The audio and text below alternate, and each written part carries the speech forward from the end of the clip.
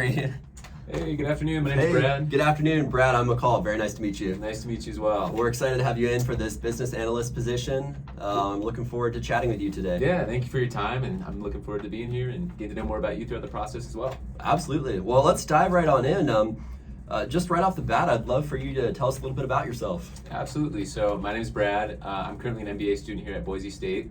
During my undergraduate, I went to Kansas State, where I majored in marketing and data analytics and also got a minor in leadership studies. I believe I'm a great fit for this role just because of my passion for analytics and finding ways to combine my left brain and right brain to be creative and also be data-driven as well.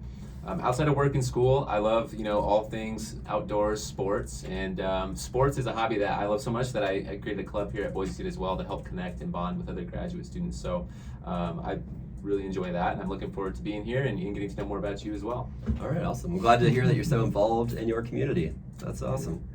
So getting out to community, what tends to motivate you outside of your work life?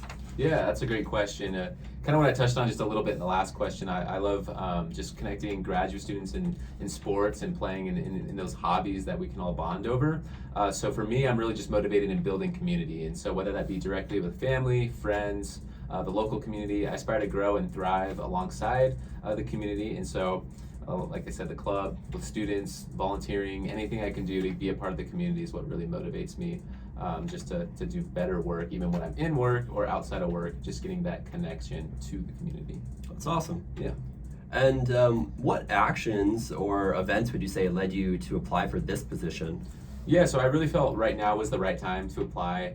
I'm in a position where I'm about to graduate from my MBA, and I've been starting the job search, and with some direction from faculty, I was really referred to this position as a great fit. And I think throughout the program and my experience in undergrad and grad school, I've been able to really sharpen the skills needed for this position, such as SQL, Python, Excel, Adobe Analytics, and all that good technical know-how. And so that experience and those tools will help me make decisions and analyze large data sets, but also my soft skills will be able to couple in really nicely to be a quick learner and immediate contributor to the team. Well, that's awesome. I would love to hear about a time where you set a goal and then what action you took to achieve that goal, and if you did achieve that goal. Yeah, so one time last semester, actually, we had a competition within the MBA program, and knowing my competitive drive, I wanted to be first place in the Tableau competition. And so the goal was to really be selected by the Idaho Food Bank, since that was the project sponsor, and they wanted to really just evaluate who can bring the most insightful dashboard in Tableau to help them uncover some of their food distribution trends and other problems that might be going on. And so the process that I went on, I started by gathering as much data and research as possible.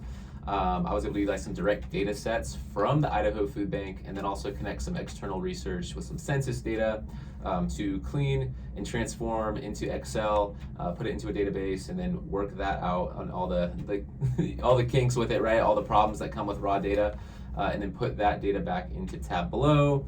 And then within Tableau, once I was there and had the data ready, I was really able to let my creativity just flow.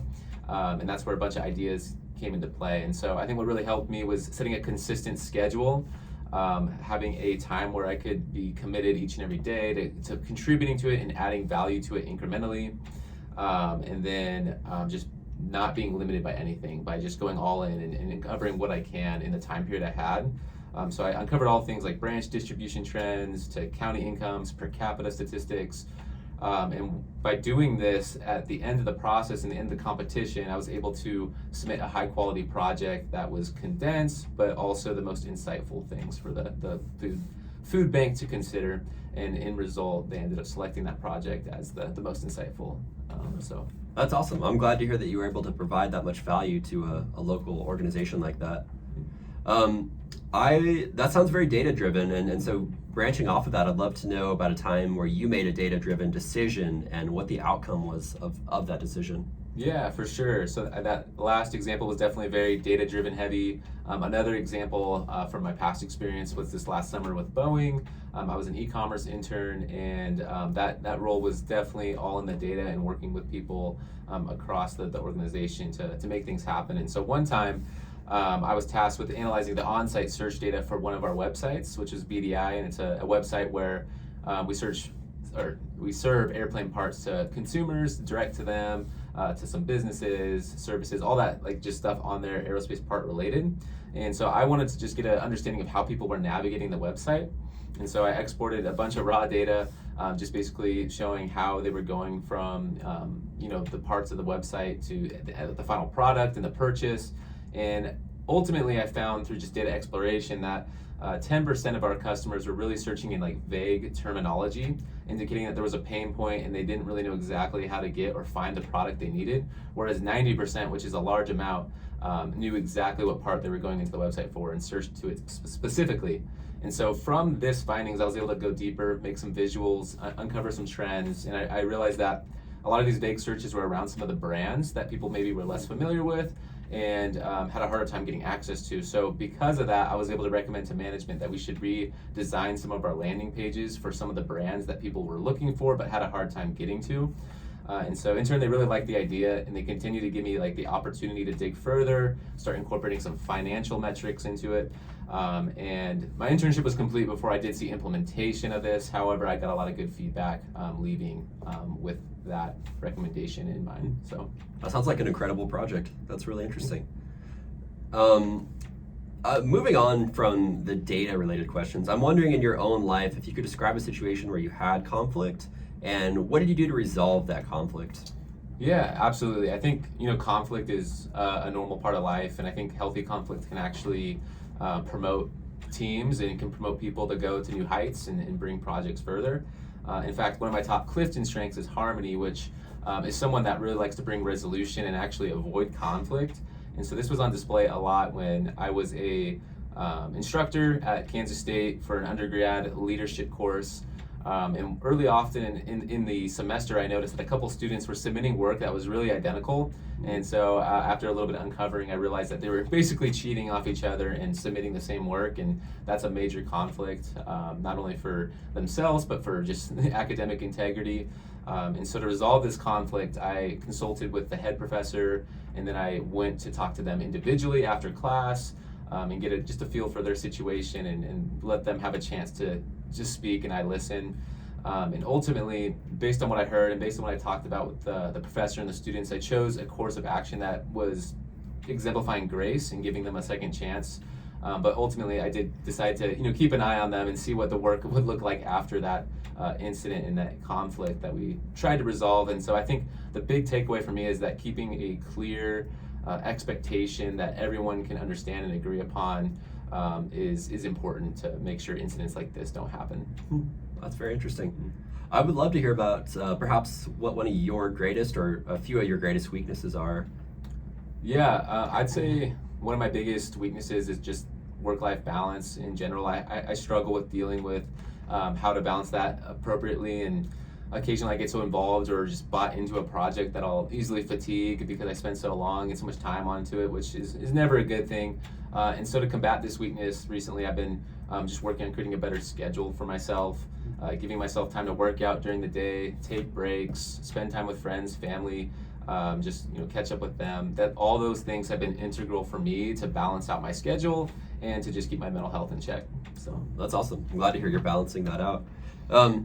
I want to switch to more of a situational question, and I'd like you to imagine a scenario for us and then give us a potential response or how you might react to that. And in this scenario, we're going to assume that your manager comes to you with a new project they'd like you to work on, but they're asking for an extremely tight deadline on this project, and perhaps it would involve you needing some background knowledge or to know something that you're not very competent in. And I'm wondering, how would you react to your manager coming to you with this project with a tight deadline and is not exactly in your area of expertise? Yeah, that's a tough situation for sure. I think my first reaction, honestly, would be just to listen and to ask more questions. I think I'm very good at asking probing questions and getting information out of stakeholders, and so I need to learn a lot more information about this great idea that has a really tight deadline and is in maybe an area that's not my expertise. So I need to know a lot more first of all.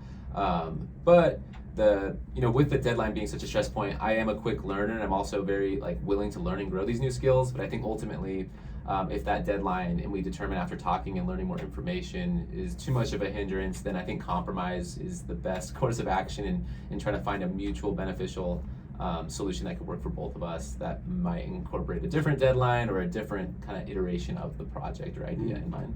That's very interesting. I like the collaborative role there. So I just have one last question for you, and that is what your ideal work environment would look like, and any expectations you might have going into this job. Would you prefer hybrid, full-time in person, full-time remote? What are your thoughts on that? Yeah, so ideally I prefer just balance in all things in my life, as I touched on earlier with one of my weaknesses being work-life balance and trying to find and develop a schedule that's best fit for me.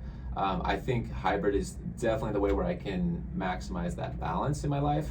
I value coming in occasionally to work to strengthen those bonds and that connection with the team, and if it's essential to collaborate in person and to just grow together in whatever project we're working on, I definitely value that. But there are also so many pros of remote that just help me, like I said, redefine work-life balance, and also give me an opportunity, I feel like, to connect with people maybe I wouldn't have had the chance to connect with in person all the time, because there are other offices and sites and people across the globe that now we have access to because of remote. So I think for all those reasons, I think hybrid is what excites me most. Yeah, that's very interesting. Yeah. Well, Brad, I'm so glad to have you here today, and we at Evil Incorporated would love to offer you the job. It starts at $8 an hour, so we are crossing our fingers that you're interested in this position. Are you all negotiable? $8.50? I can probably do $8.25 for you. All right. Appreciate it. We're looking forward to you starting, Brad.